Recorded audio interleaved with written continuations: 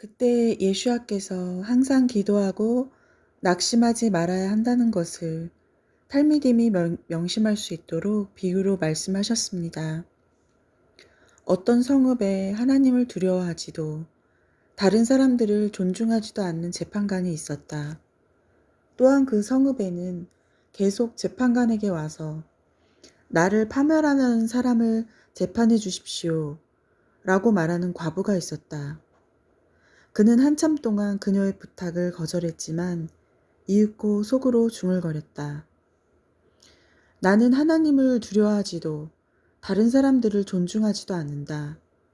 하지만 이 과부가 이토록 귀찮게 하므로 나는 반드시 그녀가 정의를 얻도록 할 것이다.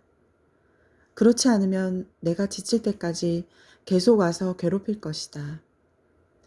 주님께서 말씀하셨습니다. 이 부패한 재판관의 말을 주목하라. 하나님께서 밤낮으로 그분께 울부짖는 택하신 백성에게 정의를 베푸시지 않겠느냐? 그분께서 그들에게 오랫동안 미루시겠느냐? 내가 너희에게 말한다.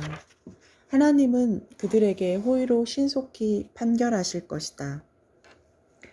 그러나 인자가 올 때 땅에서 이와 같은 믿음을 찾을 수 있겠느냐? 또한 예수와께서 자신들의 의를 의지하고 다른 모든 사람을 멸시하는 사람들에게 이 비유를 하셨습니다.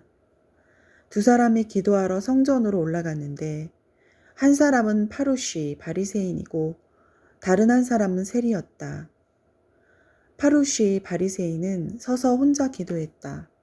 오 하나님, 제가 탐욕스럽고 부정직하고 부도덕한 사람들이나 이 세리와 같지 않다는 점에 감사드립니다.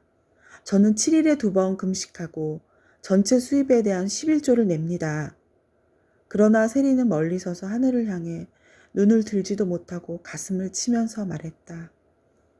하나님, 저에게 긍휼을 베풀어 주십시오. 저는 죄인입니다. 내가 너희에게 말한다.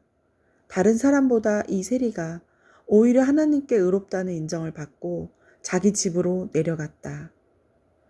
자신을 높이는 사람은 낮아질 것이고 누구든지 자신을 낮추는 사람은 높아질 것이다.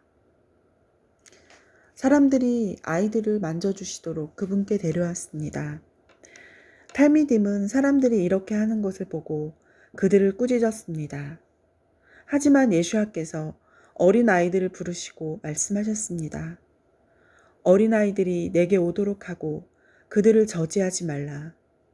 하나님의 왕국은 이 같은 이들에게 속하기 때문이다. 내가 진실로 너희에게 말한다. 누구든지 어린아이처럼 하나님의 왕국을 받아들이지 않으면 그곳에 절대로 들어올 수 없다. 지도자 중 한 사람이 그분께 물었습니다. 선한 랍비여, 제가 무엇을 해야 영원한 생명을 얻을 수 있습니까? 예수와께서 그에게 말씀하셨습니다. 너는 왜 나를 선하다고 하느냐? 하나님 외에는 아무도 선하지 않다. 너는 간음하지 말라, 살인하지 말라, 도둑질하지 말라, 거짓 증언을 하지 말라, 내 부모를 공경하라 하는 미츠보트 계명들을 알고 있다. 그가 대답했습니다. 저는 소년이었을 때부터 이 미츠보트를 지켜왔습니다. 예수와께서 이 말을 들으시고 그에게 말씀하셨습니다. 내게는 아직도 부족한 것이 하나 있다. 내가 가진 것을 팔아서 받은 돈을 가난한 사람들에게 나눠주라. 그러면 너는 하늘에서 재물을 얻을 것이다. 그리고 와서 나를 따르라. 그러나 그 사람은 매우 부자였기에 이 말씀을 듣고 매우 슬퍼했습니다. 예수와께서 그를 보시고 말씀하셨습니다. 많은 재산을 가진 사람들이 하나님의 왕국에 들어가는 것이 얼마나 어려운 일인가. 부자가 하나님의 왕국에 들어가는 것보다 낙타가 바늘귀로 지나다니기가 더 쉽다. 이 말씀을 들은 사람들이 물었습니다. 그러면 누가 구원을 받을 수 있습니까? 그분께서 말씀하셨습니다. 인간적으로 불가능한 것이 하나님께는 가능하다. 케파 베드로가 말했습니다. 보십시오. 우리는 가정을 떠나서 당신을 따랐습니다. 예수와께서 그들에게 대답하셨습니다. 내가 진실로 너희에게 말한다. 하나님의 왕국을 위해 집과 아내와 형제와 부모나 자녀를 떠난 사람은 올람하제, 이 세상에서 여러 배로 받을 것이며 올람하바, 올 세상에서는 영원한 생명을 얻을 것이다. 그때 예수와께서 12제자를 부르시고 말씀하셨습니다. 지금 우리는 예루살렘으로 올라가고 있다. 그곳에서 예언자들을 통해 인자에 관하여 기록된 모든 것이 실제로 이루어질 것이다. 인자는 고임 이방인들에게 넘겨져서 조롱과 모욕과 침뱉음을 받을 것이다. 그들이 인자를 때린 후에 죽일 것이다. 그러나 그는 셋째 날에 살아날 것이다. 하지만 이들은 이 말씀을 전혀 이해하지 못했습니다.